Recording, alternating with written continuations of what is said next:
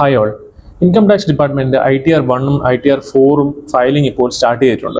എന്നാൽ തിരക്കിട്ട് ഇപ്പോൾ തന്നെ ഫയൽ ചെയ്യേണ്ട ആവശ്യമുണ്ടോ എന്ന് ചെക്ക് ചെയ്തതിന് ശേഷം മാത്രം ഫയൽ ചെയ്യുക. 3 സ്റ്റേറ്റ്മെന്റ്സ് ആണ് ഇൻകം ടാക്സ് ഡിപ്പാർട്ട്മെന്റ് പ്രധാനമായും നിങ്ങളുടെ ഫിനാൻഷ്യൽ ആക്ടിവിറ്റീസായി കാണിക്കുന്നത്.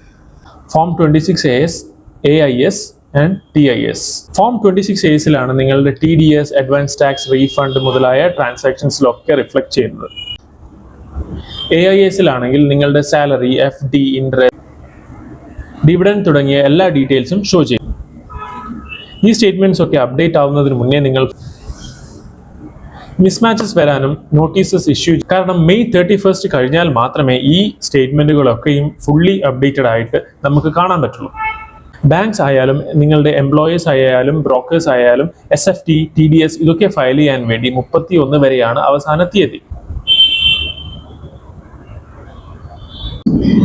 ഒരു റിവൈസ് റിട്ടേൺ ഫയൽ ചെയ്യുന്നതിലും നല്ലത് June 1 അല്ലെങ്കിൽ June 2 വീക്ക് വരെ ഒന്ന് വെയിറ്റ് ചെയ്ത് ഈ സ്റ്റേറ്റ്മെന്റുകളൊക്കെയും അപ്ഡേറ്റ് ആയതിനു ശേഷം നിങ്ങളുടെ റിട്ടേൺസ് ഫയൽ ചെയ്യുന്നതല്ലേ.